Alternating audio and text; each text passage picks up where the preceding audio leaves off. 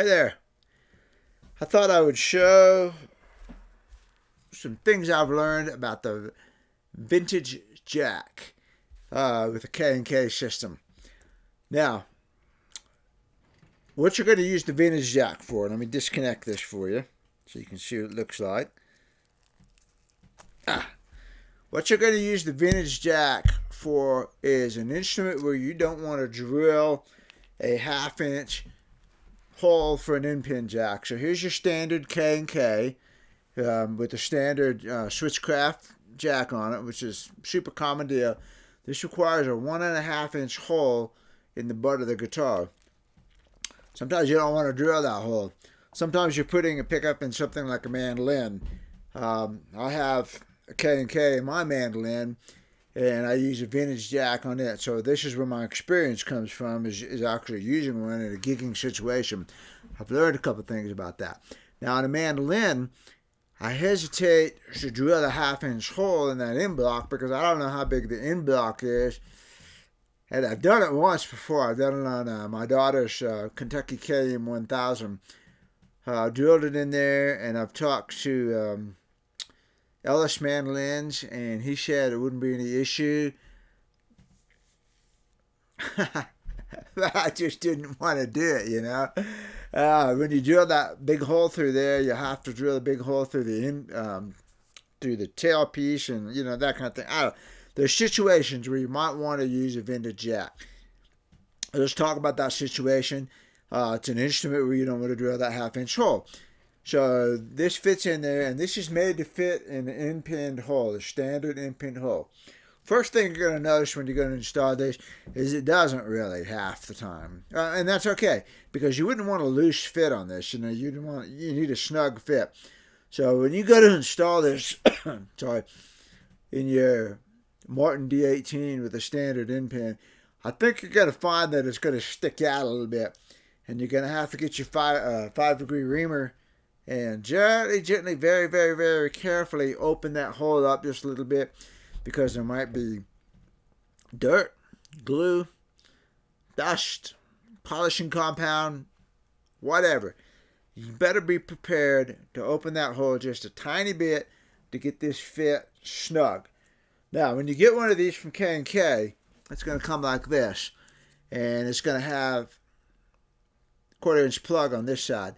The idea is that you take your K&K pickup like this, and you install this in there, and then you plug this in here like that, and you set this whole thing inside the guitar. So you got this rig here inside the guitar. I don't like that. To me, it's just a mess. It's a lot of cables. So what I do when I install one of these, and I can't remember if I got this from K&K or directly from Tapastrings. Let me just show you here. Of course, if you Google vintage jack, you'll find that. If you get this directly from the manufacturer, I think it comes like this. And this is what I use here. I don't use this rig at all.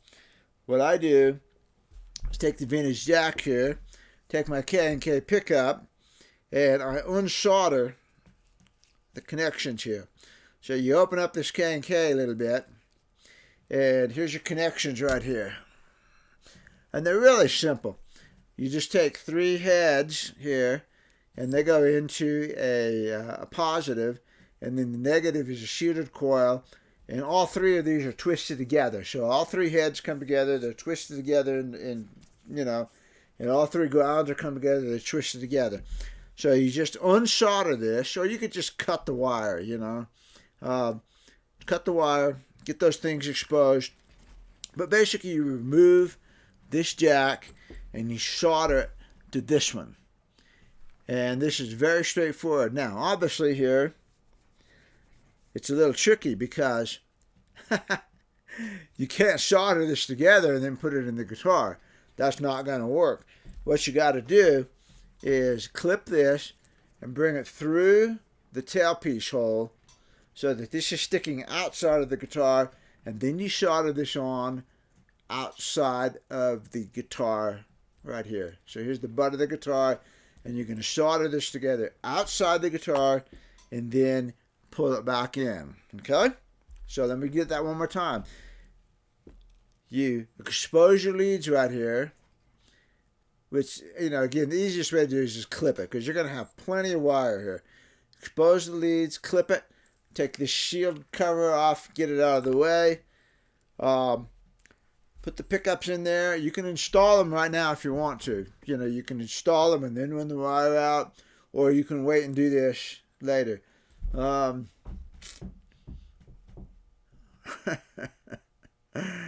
I'd probably install the pickups first. And generally what I would do on a guitar is I would go ahead and install all the pickups, and then I would run this out, plug it in, and tap on it and make sure the pickups are working and all that kind of thing before you do anything else. Then this is out through the sound hole of the guitar, cut it, feed it back through the hole, the in-pinned hole, so that it's outside the guitar, and then you solder this on. And this is very simple. You got to be able to solder, and that's the only thing, So here's your leads, and the ground is this one, of course. This is a shielded cable, so that's your ground, and there's your hot wire, and you just solder all those up together. Don't forget to put this on first. That's your shielded cover. And yeah, I believe this is mine because I think I stole this from a K&K pickup. So, you got this on first. It's tricky to push, There's your connection, and then you pull that back over so that your connections are hidden in there. Give that just a little bit of push up over here so it's not rattling around. Looks like this, okay? All right. So now you're going to have your K&K pickup soldered onto here. You're going to get this jack out of the way. You're going to solder this on like that. And that's the system you'll have. Okay, forget this jack for a minute. That's what you're going to have inside there, and this one too. All right, you got that done with. Now you got a nice setup here, ready to go. Okay, here's the main thing that you need to be thinking about with your vintage jack. The main disadvantage of the vintage jack, in my humble, experienced opinion, is that it takes a 1/8 of an inch plug. So your normal deal here can take any guitar cord, pop it in there. No problem, So you get to the gig and you've forgotten your guitar cord, and every guitar player there, every bass player there, everybody there is going to have a cord. You can borrow a simple cord, you can plug it in, you're good to go. The vintage jack requires a 1/8 of an inch plug. You got two choices here, and this is the better choice in my humble opinion. First of all, you need a right angle. You got to have a right angle because you do not want to have that little 1/8 of an inch thing sticking out of here and putting a lot of pressure on there. It is not up to the rigors of a 1/4 inch plug. So, you got two choices. You can, let me grab this cable. You can take a regular guitar cable like this, and you take it apart just like you did the other jack. This one doesn't unscrew. This is my special one that's slim to fit in the hole. You can cut it. Solder a 1/8 of an inch right angle on this, and then you have your special cord, your special cable, and that goes right into this plug and you're good to go. I don't like that solution, and the reason why is because I've gotten to the gig before and didn't have my special cable with me. I've also been in a situation where I had a 10-foot cable and I needed a 15-foot cable to get to the PA, the mixer. What are you going to plug this pickup in?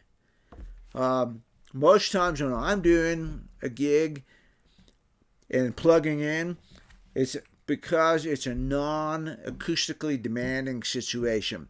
I'm playing at a church, I'm playing at a restaurant, I'm playing at an open air deal, and to be honest about it, people don't care one bit about the acoustic sound of my guitar or my mandolin. All they want to hear is noise. Now, on guitar, I have a gig guitar, you see. So again, I wouldn't even bother putting a pickup on a vintage guitar. The whole thing about a vintage guitar is that it sounds good acoustically, and you're not going to get that with a pickup, not with any pickup in the world. I love K&Ks, they're great pickups, but they do not sound like a vintage Martin D28. That's it.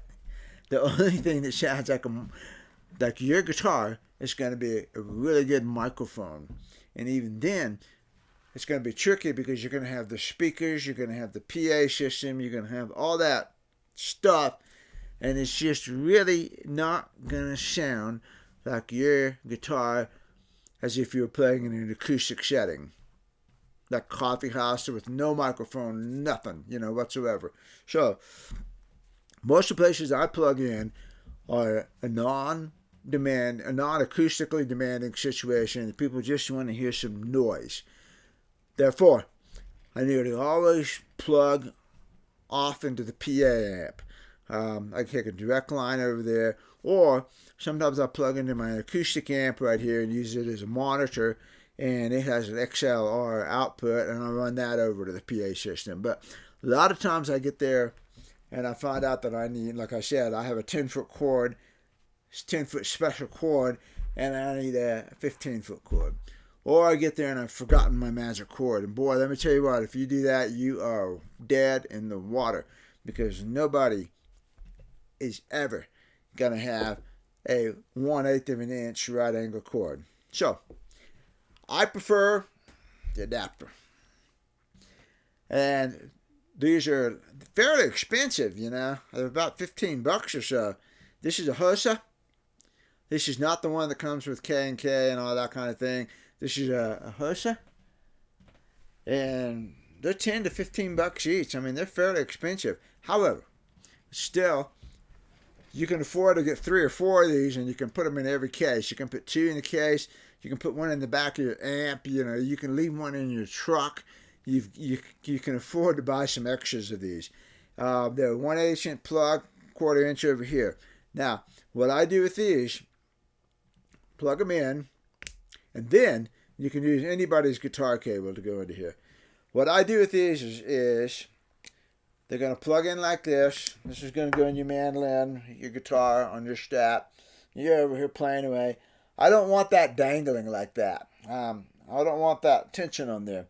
So what I do is make sure my instrument strap, my guitar strap, my mandolin strap in the case, has got a tail on it. So the strap doesn't stop here. And I'd show you all this, but I left my mandolin at the other place, okay? But my strap has a tail on it that comes out that far. And then what I do is tape this on there. And it lives on it. Especially if I'm doing gigs. Fold that over like that. Make a loop. Like that. And then I zip tie that. Duct tape it. Whatever I have to do so that I tape this part here onto the strap. Solid. That way when I'm sitting there playing, see, this is hanging straight down like this. It's not sticking out at an angle. Anything like that that's going to break it. Takes all the tension off of the jack right here. So all the tension is duct taped onto my strap, and then I can plug in, I can unplug. And I guarantee you're going to need that, because one of these days you'll be on there playing and you'll step on your strap, on your cord, or your bass player will step on your cord, and you'll move, and man, it'll pull on that thing. And if you're connected directly like this, and that yanks on there, it's going to break it. It's going to break the jack, it's going to break the cord, it's going to break something, and you are going to be out of commission. So, that's why I like to take this and tape it to something. Tape it to a strap, the end of my strap. I don't like to take it and bring it up, because then you're going to have that same loop that's going to have to go down like that. So, I like it like this. I take up all the slack that I can right up in here so that it looks like that. And I tape that to the strap. So it's taped to the little tail on the strap. It's secure. Okay? So that's some things I've learned about it. About using the vintage jack. It's a pretty good solution for some things. But, on the whole, I would just drill the 1/2 inch hole and use this jack. This jack is so much sturdier. Again, everybody's got a guitar cord on with them. Uh, it's just so much sturdier solution. But if you have to use, you don't want to drill the hole, you got a mandolin, you got a mandola, you got an octave mandolin, you got a banjo, you've got something where you don't want to drill the hole, then the vintage jack is an acceptable solution. So, some tricks about it, okay? I don't like, and again, just to summarize, I don't like this plug-in system that comes from K&K. That's just a lot of unnecessary metal, Velcro, wires. It's junk I don't like. Solder this directly to here, like that. Get rid of this jack altogether. Put your pickups on, run the wire out through the in-pin hole, solder this together outside, seal it all up, tape it up, push it inside, stick it tight. I would not hesitate to put a little drop of super glue on this to help hold it in. They give you some powdered rosin to do that, but forget that, you know. You know how it is. If anything can go wrong, it's going to go wrong. And powdered rosin just is not sturdy enough, you know. It's going to bounce out. You know, are you going to take this out? No. So put a drop of number 30 gel super glue, drop on there, smear it in there, make it stay. If you really got to get it out later on, you can get a pair of pliers and you can twist it and you can pop it loose and you can get it out. So get that secure. It's a pickup in your instrument. You're on stage. It's a demanding environment. You're taking it off, putting it on, whatever. Your bass player is going to step on the cable. I prefer these. The adapters, cords, they go in there. Loop it up like that again. Tape out your strap, zip tie it, whatever you want to do. Just get it secure on your strap. Lock it in there, okay? And you're good to go. That's what I know about the vintage jack. The third thing about they're expensive. They're like $110 now. They're getting up there, so it's $110. Which whatever it costs. It's close to $100 for the jack. In addition to the pickup. In addition to this. So, most of the time I have a gig instrument. I have a gig guitar. I do, like I said, I use my mandolin on that. Oh yeah, look at there. See, they send an adapter with it. I forgot about that. They do send an adapter with it. It looks like this, and that goes on there. But you can't lock that onto your strap. It's easy. That's why I don't use that too much. You can, it's short, and you can strap it on there with some tape, and then your cord plugs in there. I forgot about that. So, that's a decent solution. But buy a couple of these. All right. We're good to go. I use a vintage jack on my mandolin. I don't use it on guitar. I did once or twice. I had one of my D18s, one of my shop D18s. I just had to take it out and gig it, and I didn't want to drill a hole in it because I didn't think it was going to be my main gig guitar ever. And I was right. I ended up playing it a couple times, and it was like, why bother doing this? Because nobody in there cares, and I have another guitar, one of my Prues, has a K&K pickup in it that's just the regular jack, and I just bit the bullet and drilled the hole in it, and that's my performance guitar. So, there we go. The vintage jack.